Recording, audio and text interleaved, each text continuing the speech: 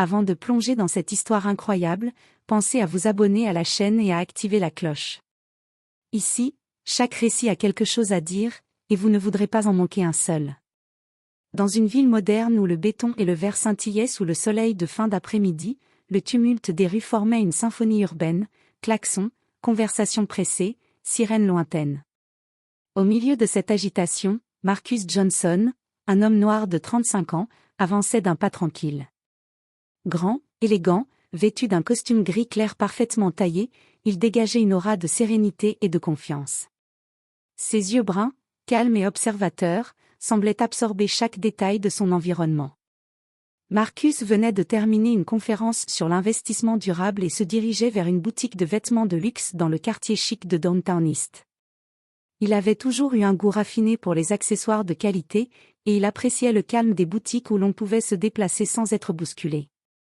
Il était profondément respectueux des autres et croyait au pouvoir de la patience, même face à l'adversité. À l'intérieur de la boutique, la lumière des lampes suspendues caressait les étagères impeccablement organisées. Des mannequins portaient des vestes et chemises aux coupes précises. Les clients parcouraient les rayons avec une expression de satisfaction. C'est là qu'il aperçut Catherine Whitmore, une femme blanche d'une quarantaine d'années, vêtue d'un tailleur crème immaculé. Ses cheveux blonds étaient parfaitement coiffés, et son regard, dur et perçant, se posait avec condescendance sur chaque personne présente. Quand Marcus s'approcha d'une veste en cuir, Catherine, visiblement irritée par sa présence, s'avança vers lui. Sa voix, glaciale et autoritaire, coupa l'air ambiant. « Ta place, c'est en Afrique. » Un silence glacial s'installa. Les clients autour détournèrent les yeux, certains choqués, d'autres mal à l'aise. Marcus, au lieu de répondre par la colère, resta parfaitement immobile, c'est très impassible. Ses yeux brillaient d'une dignité tranquille. Il savait que toute réaction impulsive donnerait raison à cette femme arrogante. Catherine, confiante, croyait avoir dominé la situation. Mais Marcus, dans sa maîtrise de soi et sa patience silencieuse, préparait déjà une réponse plus puissante que n'importe quel mot prononcé sur le moment. Ce simple incident, pourtant bref, allait déclencher une série d'événements qui révéleraient non seulement le vrai caractère de Catherine, mais aussi la force et la sagesse de Marcus, capable de transformer une humiliation en leçon d'humilité et de respect. Le destin de cette rencontre n'était pas seulement celui d'une confrontation, il s'agissait d'un test de dignité, de patience et de justice, et Marcus était prêt à en sortir victorieux, sans jamais perdre son calme. Marcus Johnson resta un instant immobile, la veste de cuir à la main. La voix de Catherine Whitmore résonnait encore dans la boutique. « Ta place, c'est en Afrique. » Le temps sembla ralentir autour de lui. Les clients figés, certains fronçant les sourcils, d'autres choqués par l'arrogance de cette femme, observaient la scène en silence. Marcus sentit une tension étrange, mais son calme ne vacilla pas. Il savait que toute réaction impulsive pourrait être utilisée contre lui. Il posa doucement la veste sur le présentoir et tourna son regard vers Catherine, avec une légère inclinaison de tête, presque imperceptible, mais suffisamment pour montrer qu'il ne craignait pas son jugement. Sa voix, basse et posée, coupa l'air. « Merci pour votre opinion, madame. » Cette simple phrase eut un effet inattendu. Catherine, qui espérait provoquer la colère ou l'humiliation, se figea. Son sourire arrogant se fana légèrement. Elle s'attendait à une explosion de colère, à un mot dur, ou à une fuite précipitée. Marcus, par son calme, avait retourné la situation sans même hausser la voix. La caissière, Linda Carter, jeune femme blanche d'une trentaine d'années, observa la scène avec malaise. Elle savait que Catherine n'avait pas agi correctement, mais la peur de réprimande la paralysait. Plusieurs clients chuchotaient entre eux, jetant des regards gênés vers Catherine. Marcus sentit ce léger soutien silencieux et sut que sa dignité commençait déjà à faire son effet. Catherine essaya de reprendre le contrôle, changeant de ton. « Vous devriez savoir où est votre place. » Marcus ne répondit pas immédiatement. Il inspira profondément, la patience et la maîtrise de soi se lisant sur son visage. Puis, avec un sourire presque imperceptible, il se détourna pour continuer à examiner les vêtements, comme si la remarque n'avait eu aucun effet sur lui. Ce geste, simple mais volontaire, mit Catherine dans une position encore plus inconfortable. Elle réalisa, peut-être pour la première fois, que son arrogance ne pouvait pas briser la dignité tranquille de Marcus. La boutique entière semblait retenir son souffle, observant cette scène qui allait au-delà d'une simple insulte. C'était une leçon de respect, même silencieuse.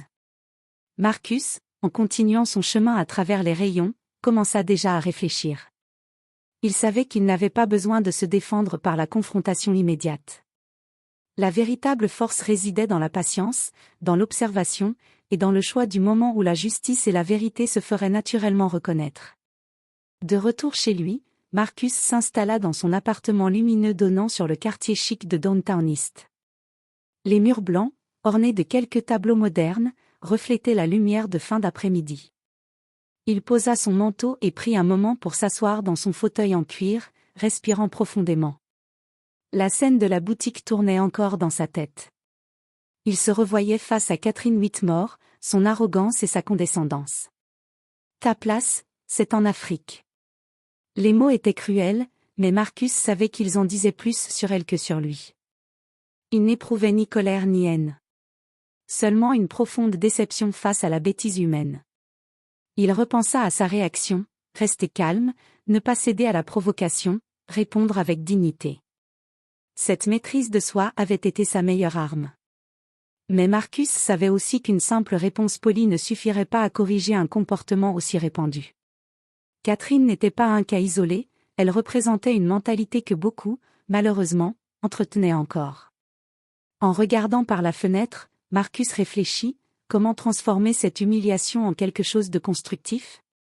Comment faire comprendre à Catherine et aux employés de la boutique que le racisme, même subtil ou camouflé derrière l'élégance, avait des conséquences? Il prit une décision. Il n'agirait pas dans l'impulsivité. Il allait observer, comprendre et planifier. Il voulait savoir si ce comportement de Catherine était systématique ou un simple écart. Il voulait rassembler des preuves, non pas pour humilier, mais pour éduquer et montrer que la dignité et le respect transcendent la couleur de la peau.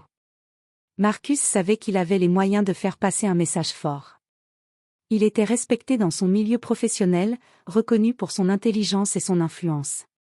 Cette situation n'était qu'une nouvelle opportunité de montrer que la vraie puissance ne réside pas dans la domination ou la peur, mais dans la maîtrise de soi et la stratégie réfléchie. Ce soir-là, Marcus écrivit quelques notes sur un carnet, les comportements observés, les noms des employés, leur approximatif de l'incident. Chaque détail pourrait devenir utile. Il n'y avait ni colère, ni vengeance dans son plan, seulement la volonté de transformer une humiliation personnelle en un enseignement universel. Alors que la nuit tombait sur la ville, Marcus se leva et regarda les lumières des gratte-ciel scintiller. Il savait que le chemin serait subtil et délicat, mais il se sentait prêt. Et dans cette préparation silencieuse résidait déjà la première victoire sur la haine et l'arrogance. Le lendemain, Marcus décida de retourner à la boutique, mais cette fois sous un angle différent. Il n'était plus seulement un client, il était un observateur discret. Vêtu d'un manteau sombre et de lunettes de soleil, il entra dans la boutique avec la tranquillité d'un homme qui sait exactement ce qu'il cherche. Dès qu'il franchit la porte, il remarqua immédiatement l'attitude de Catherine Whitmore. Elle se promenait entre les rayons, dirigeant le personnel d'une main de fer, son regard scrutant chaque client comme s'il était un intrus potentiel. Elle parlait avec hauteur, ses mots étaient doux mais condescendants, laissant transparaître une arrogance subtile. Marcus se plaça dans un coin stratégique, où il pouvait observer sans être remarqué. Il nota chaque détail, la manière dont les employés, comme Linda Carter et Vanessa Miller, se déplaçaient rapidement pour satisfaire Catherine, leur attitude légèrement hésitante envers certains clients noirs, leur peur de la colère de Catherine. Quelques clients noirs entrèrent dans la boutique ce matin-là. Marcus les observa être suivis du regard, évalués, puis parfois ignorés par les employés qui donnaient priorité aux clients blancs. Les regards condescendants et les petites remarques à voix basse, bien que discrètes, étaient là. Chaque détail confirmait ce qu'il avait pressenti, ce comportement n'était pas un incident isolé. C'était un environnement où la discrimination, subtile mais persistante, était la norme. Pendant ce temps, Marcus resta calme, presque invisible. Il prenait des notes mentales sur la manière dont Catherine traitait les clients et le personnel. Il ne montrait aucun signe de colère ni de frustration. Sa tranquillité rendait sa présence presque imperceptible, mais à l'intérieur, il commençait à construire un plan. Il devait exposer ce racisme de manière publique, mais élégante, en utilisant sa propre autorité et influence. Avant de quitter la boutique, Marcus observa encore Catherine, debout près du comptoir, donnant des ordres avec assurance. Il savait qu'un jour prochain, ce même air de supériorité ne suffirait pas à cacher son ignorance. De retour chez lui, Marcus relut mentalement ses observations. Chaque geste, chaque mot de Catherine et des employés était désormais une preuve de leur vrai caractère. Il avait identifié les alliés involontaires, les employés gênés mais conscients de l'injustice, et surtout, le point faible de Catherine, sa peur de perdre le contrôle et d'être exposé publiquement. Marcus sourit légèrement. La partie de patience et d'observation était terminée. Il allait bientôt passer à l'étape suivante, transformer cette humiliation en une leçon de dignité et de justice, sans jamais perdre son calme. Marcus savait que l'instant de la confrontation publique devait être parfaitement préparé. Chez lui, dans son appartement aux larges baies vitrées donnant sur la ville, il étala ses notes et observations. Chaque interaction avec Catherine Whitmore, chaque geste des employés, chaque nuance de condescendance, tout était soigneusement noté. Il réfléchit à la manière la plus efficace de faire passer son message. Il ne voulait pas humilier Catherine par vengeance. Son objectif était d'exposer la vérité et de créer un changement durable. Il voulait montrer que le racisme, même subtil et déguisé derrière l'élégance et le pouvoir, ne pouvait survivre face à la dignité et à la maîtrise de soi. Pour ce faire, Marcus prit plusieurs décisions stratégiques. 1. Se faire discret mais observateur. Il continuerait à visiter la boutique sous l'apparence d'un client ordinaire, afin de confirmer que le comportement de Catherine et de son personnel était systématique. 2. Documenter subtilement. Il utiliserait son téléphone et des notes discrètes pour garder une trace précise des interactions. Pas de photos flagrantes ni de vidéos compromettantes, juste des preuves de comportement et d'attitude. 3. Mobiliser ses alliés. Marcus contacta David Clark, un photographe réputé pour ses clichés discrets mais puissants, et Elena Roberts, une journaliste spécialisée dans les affaires sociales et le racisme urbain. Tous deux comprirent immédiatement l'enjeu et acceptèrent de collaborer. Le plan de Marcus n'était pas basé sur l'agressivité, mais sur l'élévation de sa propre stature et de sa dignité. Il savait que le pouvoir réel réside dans la capacité à transformer l'humiliation en leçon pour les autres. Il réfléchit également à Catherine, son arrogance et sa condescendance seraient ses propres ennemis. En exposant calmement et publiquement son comportement, Marcus savait que la vérité parlerait d'elle-même. Cette nuit-là, Marcus dormit peu, son esprit concentré sur les détails du plan. Chaque geste, chaque mot devait être parfaitement orchestré. Il savait que la patience et la précision étaient essentielles. Le lendemain, il retournerait à la boutique, cette fois avec un objectif précis, observer encore une fois et préparer le terrain pour que justice et dignité triomphent, sans qu'aucune colère ou impulsion ne vienne ternir l'élégance de son action. Le lendemain matin, Marcus retourna à la boutique, vêtu d'un costume sombre sobre et de lunettes discrètes. Il s'installa à l'écart, observant attentivement chaque mouvement, chaque geste, chaque mot. Son objectif était clair, comprendre pleinement la dynamique de l'endroit et récolter les indices qui confirmeraient que le comportement de Catherine n'était pas isolé. Dès son arrivée, il remarqua plusieurs clients noirs hésitant à s'approcher des rayons les plus prestigieux. Certains semblaient se sentir surveillés, évalués, comme si leur présence dérangeait. Marcus nota mentalement les regards insistants de Catherine et la manière dont les employés semblaient hésiter à offrir un service complet aux clients noirs. Il observa Linda Carter, la caissière, et Vanessa Miller, une vendeuse expérimentée. Les deux semblaient mal à l'aise, mais restaient soumises aux ordres de Catherine. Le contraste était frappant, elles étaient rapides et attentionnées envers les clients blancs, mais réservées, voire distraites, avec les clients noirs. Marcus remarqua aussi un incident particulièrement révélateur. Un homme noir, portant une chemise simple mais élégante, entra dans la boutique. Catherine le fixa d'un regard condescendant et murmura quelque chose à Linda. L'homme s'approcha d'un présentoir, mais l'assistance semblait hésitante. Marcus vit la frustration dans les yeux du client, qui finit par quitter la boutique sans acheter quoi que ce soit. Ce petit événement confirma ce qu'il pressentait depuis le début, le racisme de Catherine n'était pas un acte isolé, mais un comportement systématique, encouragé par son arrogance et son sentiment de supériorité. Marcus prit quelques notes discrètes, enregistrant les détails, les noms, les attitudes, les réactions des employés, et même les expressions des clients. Il savait que cette documentation serait cruciale pour démontrer la réalité du problème. Avant de quitter la boutique, Marcus observa une dernière fois Catherine. Elle se tenait près du comptoir, parlant d'une voix douce mais autoritaire, donnant des ordres précis à son personnel. Son arrogance était palpable, mais Marcus commença à percevoir son point faible, sa peur subtile de perdre le contrôle, sa dépendance au respect apparent de son personnel et sa vulnérabilité à l'exposition publique. De retour chez lui, Marcus savait qu'il était prêt pour l'étape suivante. Il avait collecté toutes les informations nécessaires et identifié les comportements clés à exposer. La confrontation finale ne serait pas basée sur la colère, mais sur la vérité et la dignité. Alors qu'il regardait la ville scintiller sous la lumière du soir, Marcus sentit un mélange de sérénité et de détermination. La partie la plus délicate de son plan allait commencer, transformer une humiliation personnelle en une leçon de justice et de respect, sans jamais perdre son calme ni sa maîtrise de soi. Marcus savait que le moment décisif approchait. La patience et l'observation avaient permis de confirmer ce qu'il pressentait, le racisme de Catherine était systématique et influençait l'attitude des employés.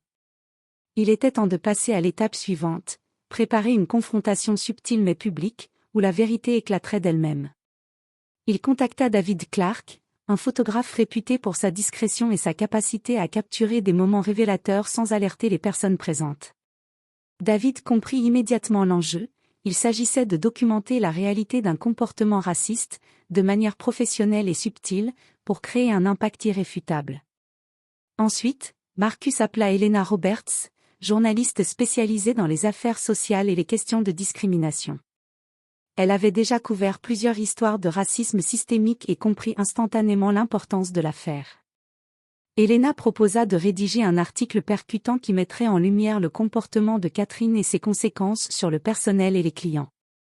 Marcus élabora avec eux un plan précis. 1. Entrée discrète dans la boutique, Marcus reviendrait en tant que client, cette fois en portant une identité reconnaissable pour le personnel, grâce à sa réputation professionnelle, mais sans révéler immédiatement sa stratégie.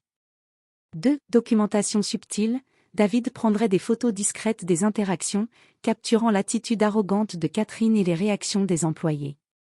3. Confrontation publique mais élégante, Marcus choisirait le moment exact pour révéler son identité et sa position sociale, montrant que l'arrogance de Catherine avait été dirigée vers un homme de dignité et d'influence.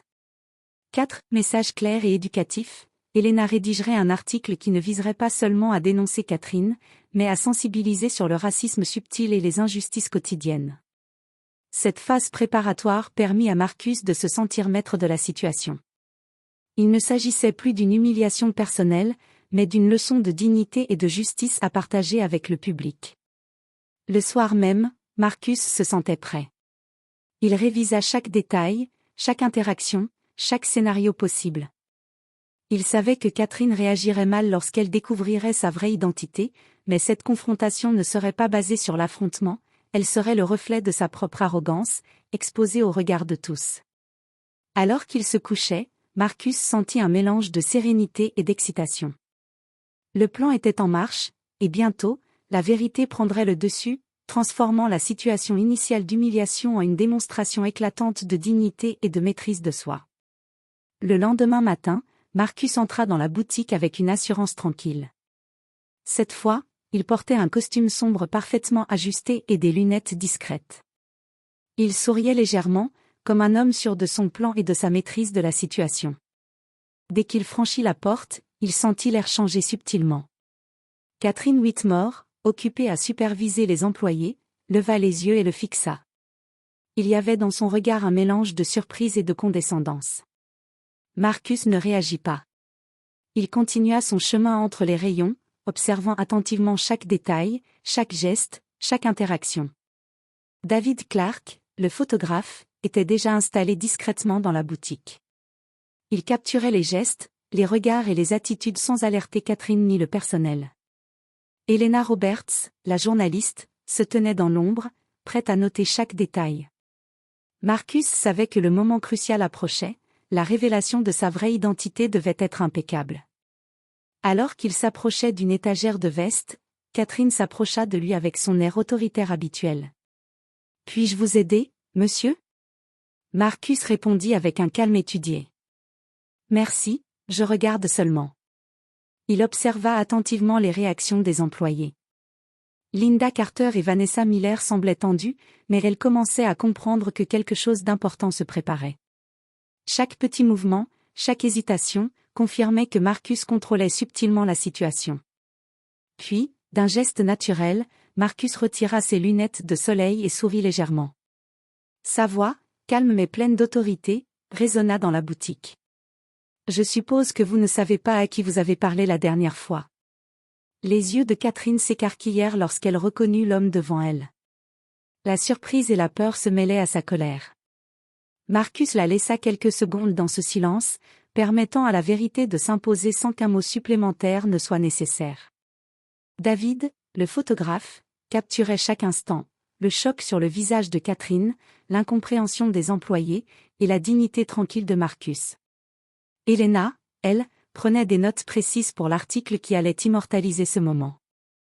Marcus savait que la véritable puissance n'était pas dans les mots agressifs ou les accusations, mais dans la révélation calme et stratégique.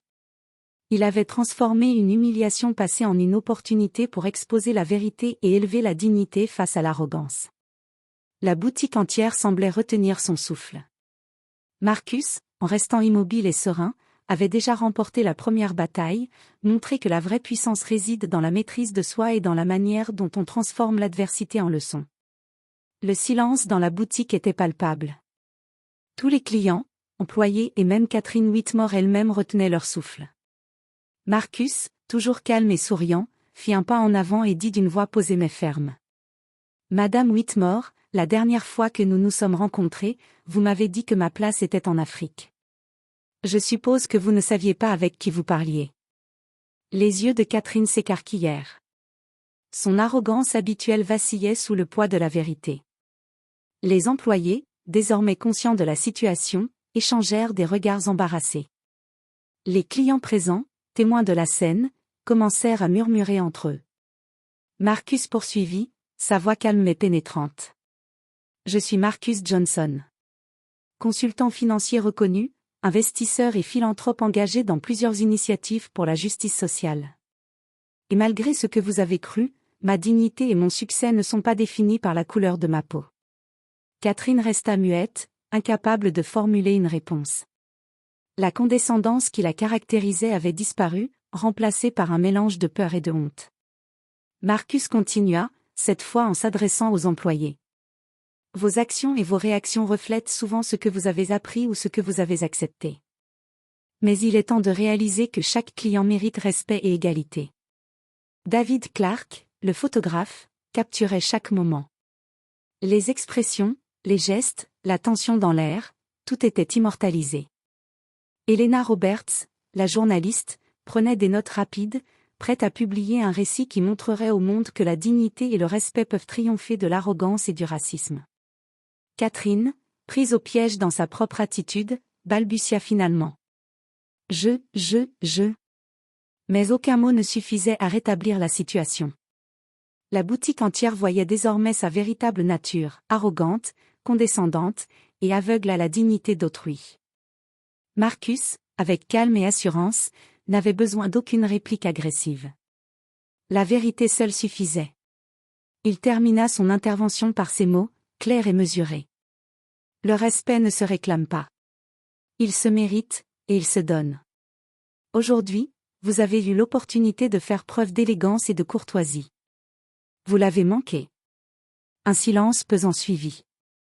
Puis, doucement, quelques employés s'approchèrent de Marcus pour lui présenter des excuses sincères, reconnaissant la justice de ses paroles et la dignité avec laquelle il avait agi.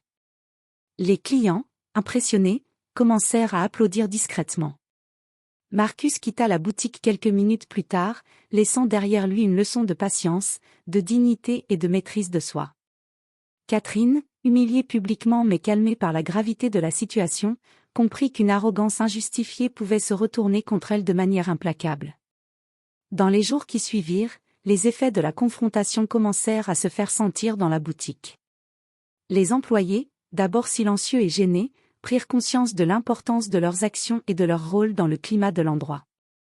Linda Carter et Vanessa Miller, auparavant hésitantes et soumises, commencèrent à traiter tous les clients avec égalité et respect, réalisant que leur comportement pouvait avoir un impact durable sur la réputation de la boutique. Catherine Whitmore, quant à elle, se retrouvait dans une position délicate.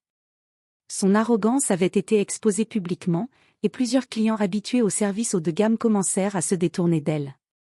La direction de la boutique, consciente du scandale latent et des critiques circulant dans les médias grâce à l'article d'Helena Roberts, exigea qu'elle suive une formation obligatoire sur la diversité et l'inclusion.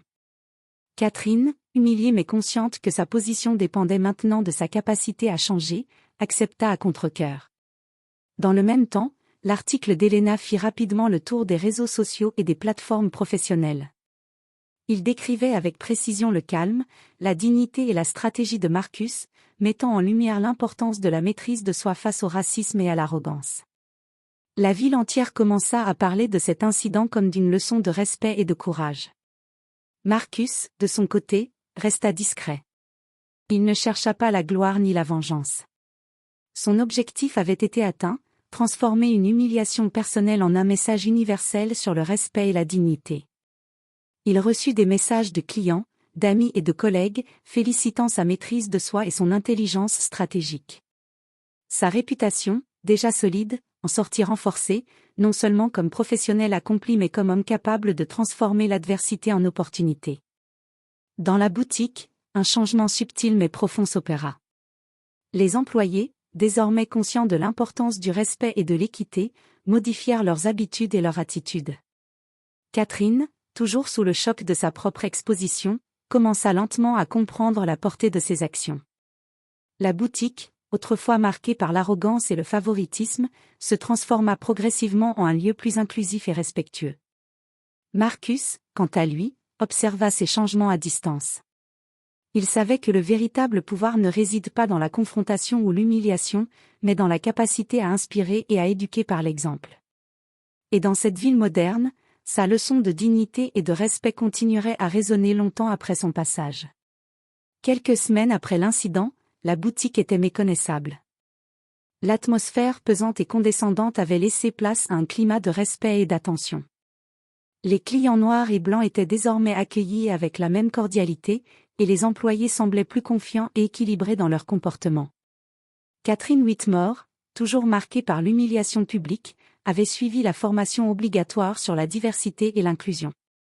Elle ne la vivait pas encore avec plaisir, mais elle commençait à comprendre que son arrogance passée avait été destructrice, non seulement pour sa réputation, mais aussi pour ses relations professionnelles et humaines. La direction surveillait désormais ses interactions avec soin, et Catherine savait que chaque geste était observé.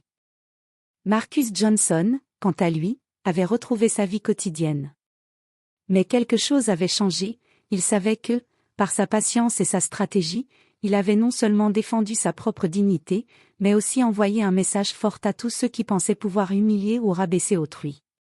Sa réputation dans la ville avait grandi, non pas par des démonstrations de puissance ou d'autorité, mais par son calme, sa maîtrise de soi et sa capacité à transformer l'adversité en leçon universelle. Plusieurs clients et passants vinrent lui exprimer leur admiration. Certains l'avaient suivi dans l'histoire à travers l'article publié par Helena Roberts, d'autres avaient assisté discrètement à la confrontation dans la boutique. Tous étaient frappés par la manière dont un seul homme avait pu changer une situation de haine et d'arrogance en un exemple de respect et de justice. La boutique, bien qu'ayant été le théâtre initial d'une humiliation, était désormais devenue un symbole de transformation. Les employés avaient appris l'importance du respect universel, et Catherine, lentement, comprenait que la dignité et l'humilité sont plus puissantes que l'arrogance et la supériorité. Marcus, en marchant dans les rues animées de la ville, sentit une profonde satisfaction.